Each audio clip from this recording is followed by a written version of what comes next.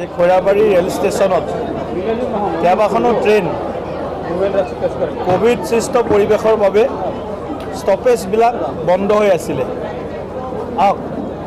আৰু আমি গোটেই বিষয়টো ৰাইজৰ যিখিনি অসুবিধা এই অসুবিধাখিনি হৃদয়ঙ্গম কৰি এই বিষয়টো কেন্দ্ৰীয় ৰেল মন্ত্ৰী ডাঙৰীয়াক আমি অৱগত কৰালোঁ পত্ৰৰ যোগেদিও আৰু সংসদৰ ৰুল 377ৰ জৰিয়তেও আৰু এই বিষয়টো গুৰুত্ব সহকাৰে লৈ ৰেল বিভাগে আজিৰে পৰাই বিশেষকৈ উত্তৰ পূব সীমান্ত ৰেলৱেৰ আজি ডিভিজন ৰঙিয়াৰ DRM আছে আমাৰ মাজত আজিৰে পৰা ৰঙাপাৰা ৰঙিয়া মুকক চেলেং এই ট্ৰেইনখনৰ দাবী আটাইতকৈ বেছি আছিলে আৰু এই ট্ৰেইনখনৰ সময়খিনি খুব ভাল ৰাইজৰ অহা যোৱা যোগাযোগৰ কাৰণে 8:55 এই ট্ৰেইনখন খৈৰাবাৰী ষ্টেচনত আহিব আৰু তাৰ পিছতে খৈৰাবাৰী ষ্টেচন এৰিব আকৌ আবেলি সময়ত 5:18 এই ট্ৰেইনখন খৈৰাবাৰী ষ্টেচন আহি পাব আৰু তাৰ পিছতে ষ্টেচন এৰিব গতিকে এটা দীৰ্ঘদিনীয়া দাবী আজি পূৰণ হ'ল আনুষ্ঠানিকভাৱে আমি আজি এই ট্ৰেইনখন পুনৰবাৰ ইয়াত ৰখাৰ ব্যৱস্থা কৰিলোঁ কেন্দ্ৰীয় চৰকাৰ ৰেল মন্ত্ৰালয় লগতে ইয়াৰ কিছু ডিমাণ্ড আছিলে ৰাইজৰ যে মহিলা ডবা এটা লাগে গতিকে আজি DRM আছে গতিকে মহিলা ডবাটো অহা এসপ্তাহৰ ভিতৰত বা 10 দিনৰ ভিতৰত মহিলাৰ কাৰণে স্পেচিয়েল কোচ এটা উমেন কোচ সেইটো আমি ব্যৱস্থা কৰিম এখন ট্ৰেইনত আৰু ইয়াৰ লগে লগে আৰু 2-3খন ট্ৰেইন আছে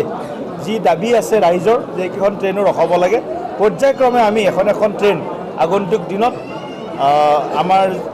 নীতি নিয়ম অনুসৰি এই ট্ৰেইনকেইখন ৰখোৱাৰো আমি ব্যৱস্থা কৰিম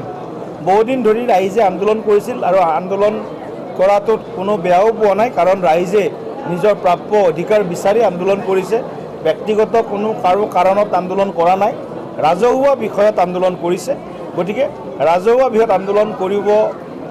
যিসকলে কৰিছে সেইসকলক মই আজি তেওঁলোকৰ দাবী পূৰণ হোৱাৰ কাৰণে তেওঁলোকক শুভেচ্ছা জ্ঞাপন কৰিছোঁ আৰু মই ভাবোঁ খৈৰাবাৰী ষ্টেচন বৃহত্তৰ আমাৰ এই ওদালগুৰিৰ বিভিন্ন প্ৰান্ত মানুহ ইয়াত আহি অহা যোৱা কৰে গতিকে আজিৰ পৰা এইটো এটা ডাঙৰ সুবিধা তেওঁলোকে লাভ কৰিব গতিকে এই সময়ত আৰু বেছি দীঘলীয়াকৰ প্ৰয়োজন নাই গতিকে আৰু মই আজি DRMৰ উপস্থিত কৈছোঁ খৈৰাবাৰী ষ্টেচনক আগন্তুক দিনত কি ধৰণে আৰু ইয়াৰ আন্তঃগাঁথনি উন্নত কৰিব পাৰে ইয়াত আৰু অন্যান্য সা সুবিধা কেনেকৈ যুক্ত কৰিব পাৰে এই কথাখিনিকো DRM ডাঙৰীয়াক কৈছোঁ গতিকে আমি অতি সোনকালে এই দিশতো আমি কিছু কাম কৰাৰ কাৰণে অগ্ৰসৰ হ'ম গতিকে এইখিনি কথাৰে মই আজি মোৰ সংবাদটো সামৰিছোঁ কিবা সুধিব ৰেলৱে মেপত দৰং ডিষ্ট্ৰিক্ট আজিলৈকে নাই এই বিষয়টো এটা দৰংবাসী ৰাইজৰ দীৰ্ঘদিনীয়া দাবী আৰু ইয়াৰ আগতেও এই বিষয়টো লৈ বহুত চৰ্চা হৈছে আৰু এতিয়া আমি কেইবাবাৰো সাংসদ হোৱাৰ পিছত সংসদৰ মজিয়াত ৰেল মন্ত্ৰীক কেইবাবাৰো এই বিষয়টো মানে হেঁচা প্ৰয়োগ কৰিছোঁ কিন্তু গোটেই বিষয়টো বিবেচনাধীন হৈ আছে ৰেল বৰ্ডৰ ইতিমধ্যে ছাৰ্ভে ইত্যাদি হৈ গৈছে কিন্তু ইয়াৰ ইকনমিক ভিয়াচিবিলিটি আৰু অন্যান্য কিছু টেকনিকেল দিশ আছে এই গোটেই কথাখিনি চোৱা চিতা কৰি আছে কেইদিনমান আগতে অশ্বিনী বৈষ্ণৱ ডাঙৰীয়াক ব্যক্তিগতভাৱে সাক্ষাৎ কৰি গোটেই বিষয়টো অৱগত কৰিছোঁ মই ভাবোঁ কিবা নহয় কিবা এটা এই কাম আমি এটা নমুনা আমি দেখিবলৈ পাম এই 5 বছৰ মানে 3 বছৰটো গ'লেই 2 বছৰৰ ভিতৰত কিবা নহয় কিবা এটা ভাল সংবাদ ৰেল মানচিত্ৰত দৰং জিলাক অন্তৰ্ভুক্ত কৰাৰ যিটো প্ৰয়াস সেইটো আমাৰ চেষ্টা চলি আছে গতিকে কিবা নহয় কিবা এটা ভাল খবৰ আমি পাম যেনেকৈ আমি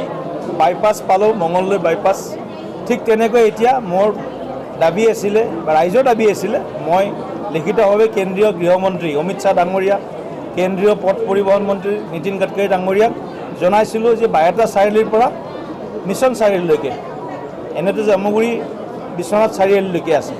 গতিকে এই ৰাস্তাটো 4 লেন কৰিব লাগে ইতিমধ্যে এই ক্ষেত্ৰতো অকণমান বিষয় আগবাঢ়িছে কেন্দ্ৰীয় চৰকাৰে আমাৰ পত্ৰ আৰু সংসদত মোৰ যিদিনা মই ভাষণ ৰাখিছিলোঁ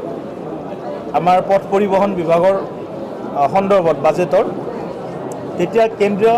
পথ পৰিবহণ মন্ত্ৰী নীতিন গাডকাৰী ডাঙৰীয়া নিজে উপস্থিত আছিলে তেতিয়া তেখেতে নিজে কথাটো উপলব্ধি কৰিছে। অমিত শ্বাহ ডাঙৰীয়াক যিখন পত্ৰ লিখিছিলোঁ তাৰ উত্তৰো আমালৈ আহিছে, তেওঁ গুৰুত্ব সহকাৰে বিষয়টো বিবেচনা কৰিম বুলি আমালৈ ৰিপ্লাই দিছে। গতিকে এতিয়া এটা নতুন খবৰ লাভ কৰিছোঁ